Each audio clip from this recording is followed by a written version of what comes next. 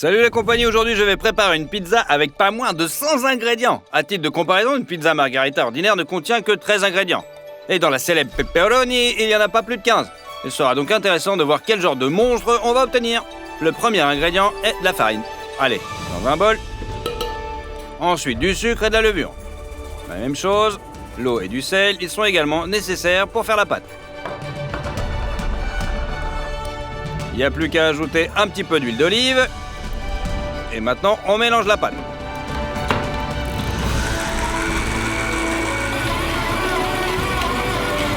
Elle est prête. L'étape suivante consiste à l'étaler. On doit faire une grande base de pizza. On met la pâte sur la plaque de cuisson.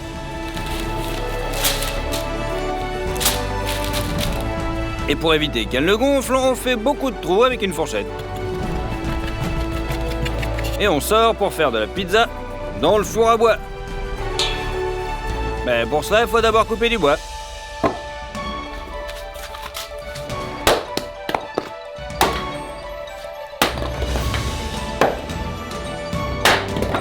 Et faire du feu.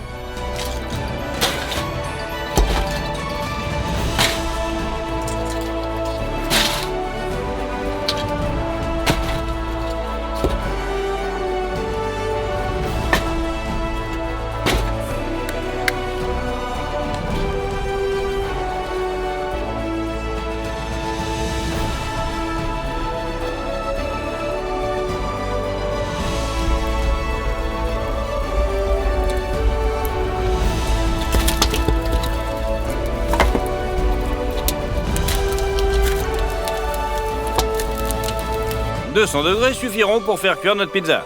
Toutes les braises restantes sont repoussées sur les côtés.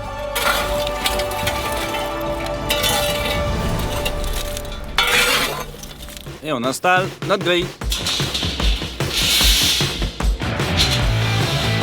Il y a déjà un plateau avec un fond de pizza. On l'enfourne. On met un couvercle pour que la chaleur ne s'échappe pas. Au bout de 3 minutes, on peut la sortir du four.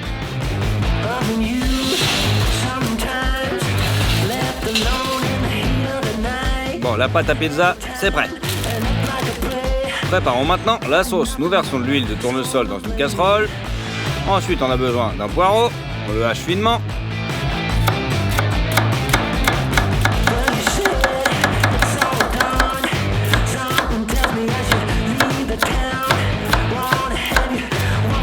Pareil, dans le saladier. Le 9e ingrédient est l'anchois. Eh oui, on va faire une sauce marinara et les anchois sont indispensables. On les hache.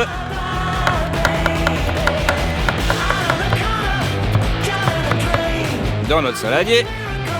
Ensuite, on a besoin de l'ail. Nous séparons littéralement une gousse. On l'épluche. Et on la hache finement. Dans le saladier. Il faut faire frire un peu tout cela pour que les ingrédients échangent leur saveur. Maintenant, il nous faut des tomates râpées, car c'est la base de toute sauce tomate. Après, des épices, de l'origan, du poivre noir, du basilic, et puis du sel. Et on mélange. Très bien, versez la sauce marinara sur la base de la pizza. On l'étale.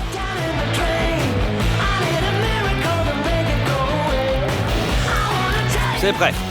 Maintenant, il nous faut des champignons. On les prend, 2 ou 3 champignons de chaque sorte. Et on les coupe en tranches.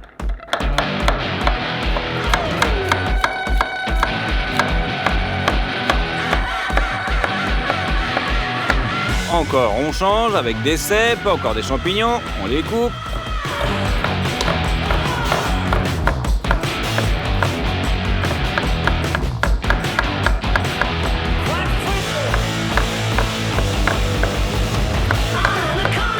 Bon, et pour les rendre meilleurs, on a décidé de les faire frire un petit peu, jusqu'à ce qu'ils obtiennent une belle croûte comme celle-ci. Et on balance notre mélange de champignons sur la pizza.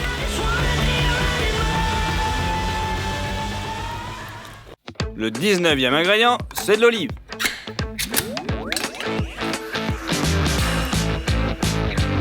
Et on les coupe. en petites rondelles.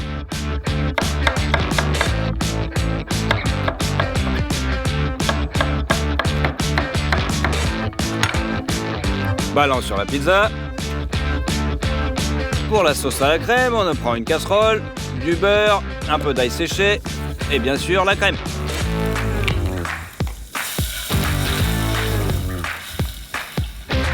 Un peu de sel et on remue en attendant que la sauce épaississe. On arrose notre pizza avec notre sauce à la crème. Maintenant des tomates séchées au soleil. On en prend 4. On les coupe en lamelles.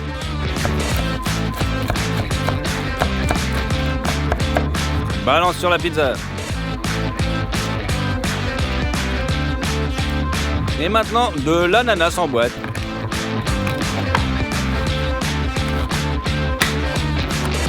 Voilà, on en sort 4. Et un petit bout.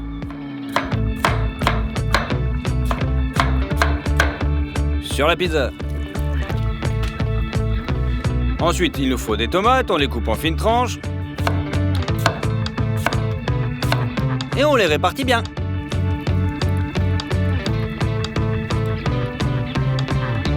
Du piment. Il faut aussi bien le hacher, lui. Ça donnera un petit peu de piquant, bah ouais. Les capres sont les petits boutons de fleurs du caprier. On les ajoute aussi. Ensuite, des poivrons et du piment. On les hache.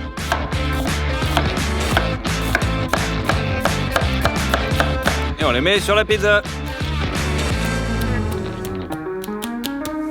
Du maïs.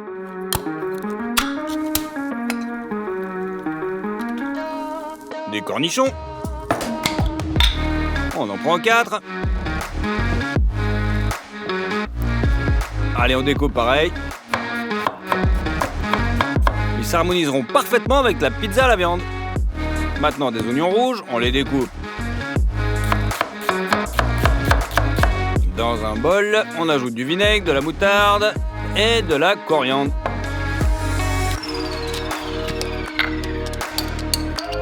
Mélangez bien le tout. Et tout ça sur la pizza.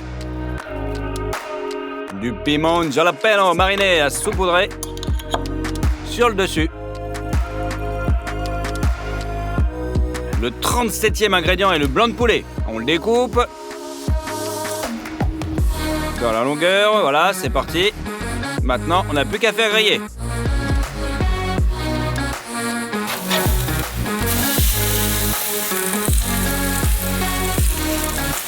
Qu'est-ce qu'il nous manque? Les échalotes. On les épluche et on les hache très finement.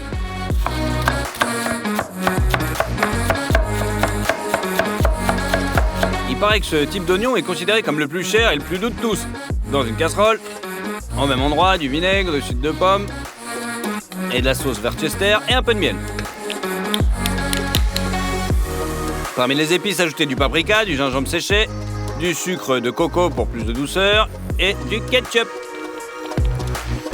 C'est tout. Faites cuire le glaçage pendant 3 minutes et c'est prêt. On peut l'étaler sur le blanc de poulet. Et de l'autre côté. Regardez-moi le résultat. On retire le poulet et on coupe en petits morceaux.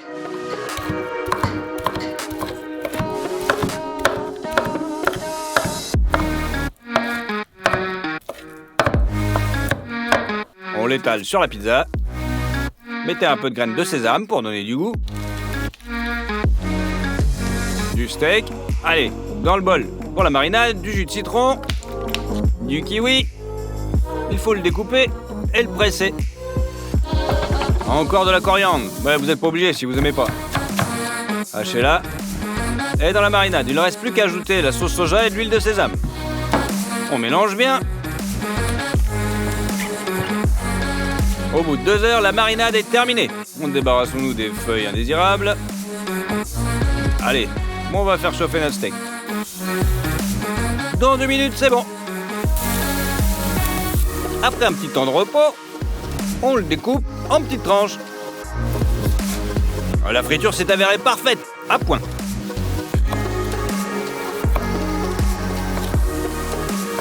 On l'étale sur la pizza. Ensuite, nous prenons du fromage frais et de la ricotta. Nous le prélevons avec une cuillère à café et on le répartit uniformément sur notre pizza.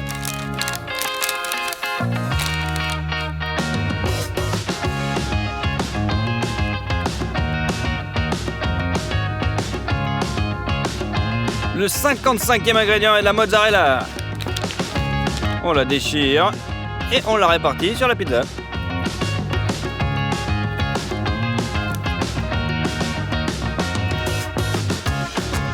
De la mozza à pâte dure, elle doit être râpée. Allez, on va faire la même chose avec du fromage suluguni, du fromage traditionnel de chez moi, du cheddar rouge, du fromage à pâte dure, encore du fromage, du fromage de chèvre, du calandos, du fromage du coin, du fromage hollandais et du parmesan. Allez, encore du chèvre, du fromage de Naples, encore un autre fromage et du gouda au pesto rouge.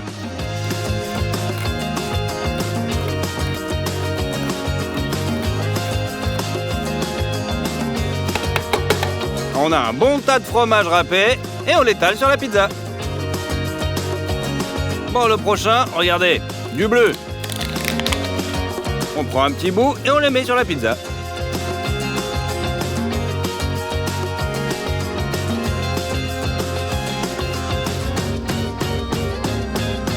Le 72e ingrédient est le filet de poulet fumé. On le découpe en tranches. Sur la pizza. Comme si ça suffit pas, maintenant on rajoute des saucisses. Enfin, c'est plutôt du saucisson. On découpe pareil.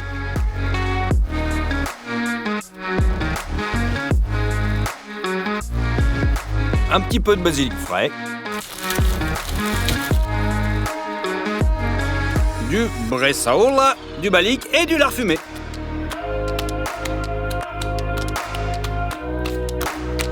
Du chorizo, du salami, un deuxième type de salami et du culatello.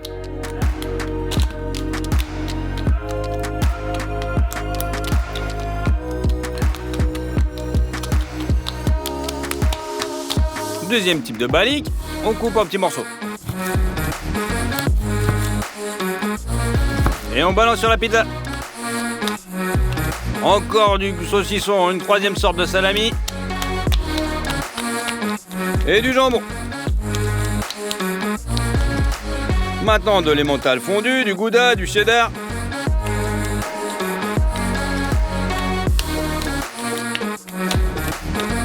Encore 3 saucisses différentes. On découpe les saucisses fumées.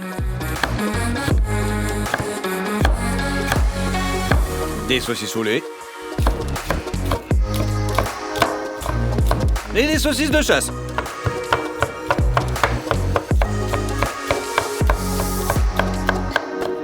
Allez, balance. Ensuite, du jambon, de la poitrine de porc et du jambon de Parme. Saucisse de viande de cheval, oh le pauvre cheval, une quatrième sorte de salami et un autre jambon. Une nouvelle sorte de saucisse et un cinquième salami. Et encore une autre sorte de charcuterie que vous trouvez pas loin de chez vous. Il complète l'assemblage de notre méga pizza. C'était le 100e.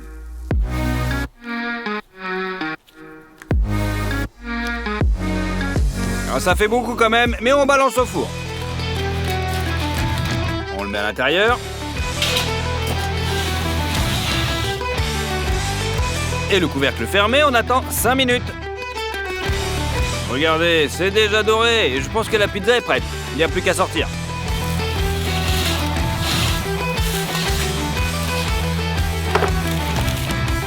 Avec une spatule, on retire de la plaque. Elle est super haute quand même notre pizza. Allez, on va la couper en parts.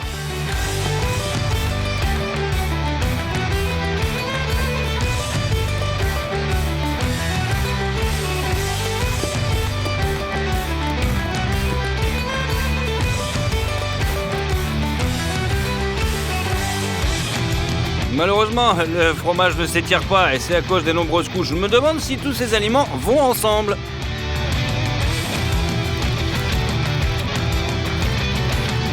Ouais, tout s'harmonise parfaitement, mais bon, j'allais pas dire le contraire. Il suffit d'une bouchée pour être rassasié. Écrivez dans les commentaires, est-ce possible de préparer un hamburger avec une centaine d'ingrédients? Et si cette vidéo obtient 200 000 likes, on le fera, je vous assure. Allez, salut tout le monde!